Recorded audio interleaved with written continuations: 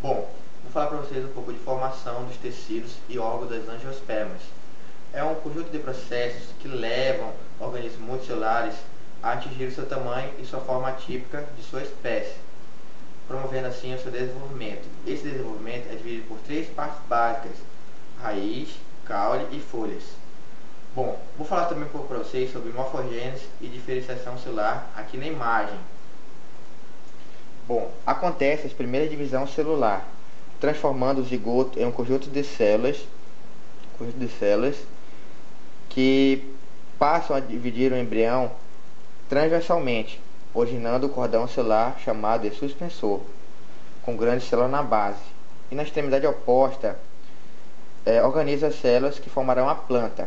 Nesse processo, diferenciam-se os cotilédones dos meristemas apicais. Chamam assim devido a ficarem localizados na extremidade da raiz e do caule, promovendo o crescimento desses órgãos. E em muitas espécies, acredita-se que a principal função do suspensor seja empurrar o embrião para o interior desses tecidos nutritivos, preenchendo assim o gametófito feminino, garantindo assim a sua nutrição. Novas células são criadas pelos meristemas apicais e o embrião se alonga.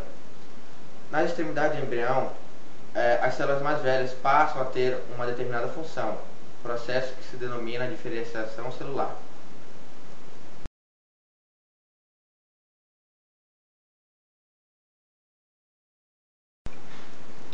Nas angiospermas ocorrem dois tipos de germinação: a germinação epígea e a germinação hipógea. Na germinação epígea, os cotilédones se encontram acima da superfície do solo. Na semente vai se formar uma radícula, essa radícula vai se desenvolver até formar uma raiz. Também nesse desenvolvimento surge o hipocótilo. O hipocótilo vai surgir para sustentar os cotilédones. Nesse tipo de germinação, nós temos as eudicotiledôneas, que são o caso do feijão e da ervilha, e outras eudicotiledôneas. Um dos eventos iniciais da germinação é a absorção de água pela semente, denominada embebição. Germinação hipógea. Na germinação hipógea, que é totalmente diferente da germinação epígea, os cotilédones se encontram abaixo da superfície do solo. Aí acontece o mesmo ciclo. Na raiz vai se formar uma radícula, essa radícula vai se desenvolver até formar sua primeira raiz primária. Nesse caso, o hipocótilo surge, mas ele fica internamente abaixo da superfície do solo. Nesse tipo de germinação, nós temos as monocotiledôneas, que são formadas apenas por um cotilédone, que é o exemplo do milho. Observação importante: isso tudo só acontece após a diferenciação dos três primeiros meristemas, protoderme, meristema fundamental e procâmbio, que é quando o ritmo de desenvolvimento do embrião diminui no interior da semente. Esses são os dois tipos de germinação das angiospermas. A diferença entre elas duas é que uma acontece acima do solo e a outra acontece abaixo do solo.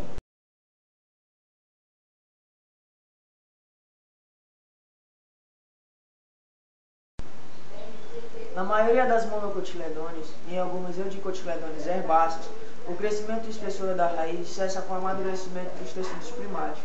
Monocotiledônea e eudicotiledônea são dois dos três grupos que dividem a angiosperma. Tecidos primários são tecidos que se formam a partir de meristemas primários. Chamamos de meristema pelo fato de derivar de tecidos embrionários.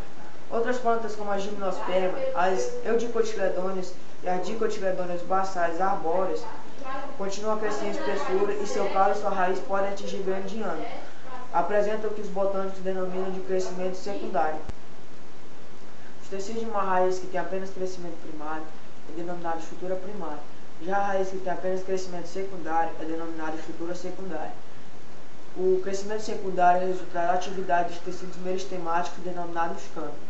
Meristemático vem de meristema, que é o tipo de tecido presente em parte das plantas em que ocorre o crescimento por multiplicação celular. O câmbio vascular origina-se a partir de células do procâmbio e também de células do pericílio, formando o anel ao redor do xilema. O procâmbio é o que dá origem aos tecidos vasculares xilema primário e floema primário.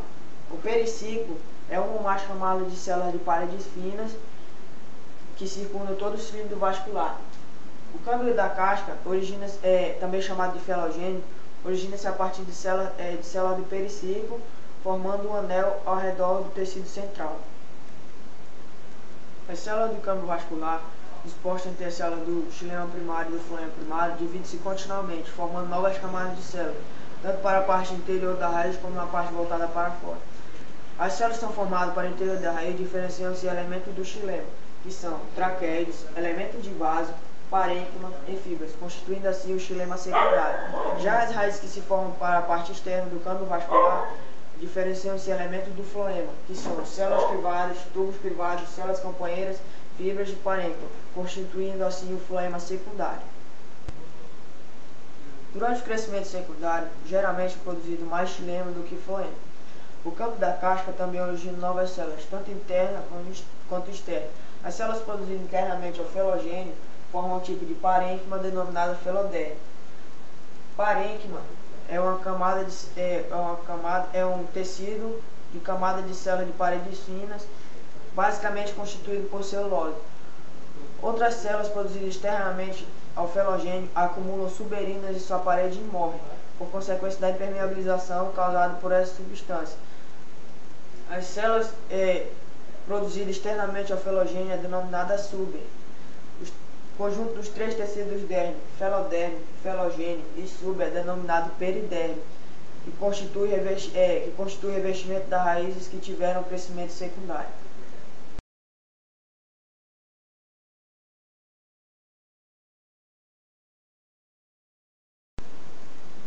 Bom, o crescimento secundário dos calos das gimnospermas se dá por dois sistemas: o câmbio vascular e também o felogênio. O felogênio está localizado nas eudicotiledôneas e nas dicotiledôneas basais ou arbóreas. O felogênio vai originar essa camada aqui na frente dele, que é chamada de suber. O suber tem uma camada de células mortas que vão proteger a planta e vão fazer trocas gasosas com o meio ambiente. A principal função dele é essa. Também temos o xilema e o floema, e entre eles tem a feloderme. A feloderme é o principal sistema aqui que vai dividir os dois e vai ser uma espécie de cola. Bom, eu também vou falar um pouco sobre o xilema. O xilema está dividido em cerne e alborno. O cerne é a principal madeira usada pelos marceneiros, e o alborno é responsável de trazer a seiva mineral da raiz até as folhas. Também no xilema tem uma parte conhecida como anéis de crescimento. Os anéis de crescimento indicam a idade da planta em anos. E também essa idade está dividida em xilema primaveril e xilema estival.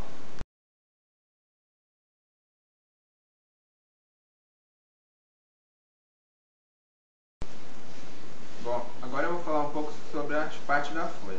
A folha é um órgão da planta, geralmente verde, por causa da presença da clorofila. Ela é muito importante, pois contém funções que são consideradas vitais para a planta, sendo responsáveis pela produção de alimento que garante o crescimento e a manutenção da vida da planta. Para conhecer melhor as partes da folha, primeiramente vamos ver como ela é formada. A folha é formada por limbo, o peciolo e a bainha.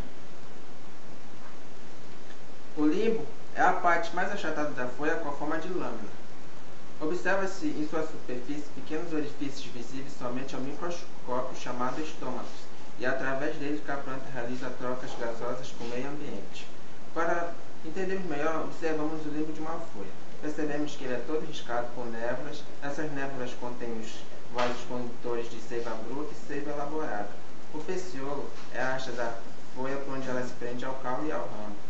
Bainha é a parte mais dilatada da base do peciolo, por onde ela se prende ao caule. O limbo tem formatos muito variados, podendo ser liso, serreado ou recortado, com base lisa ou brilhante, recoberta por cera, pelos ou espinhos. Nem todas as folhas possuem limbo, peciolo ou bainha. Na folha do milho não há o peciolo, o limbo, nem a bainha.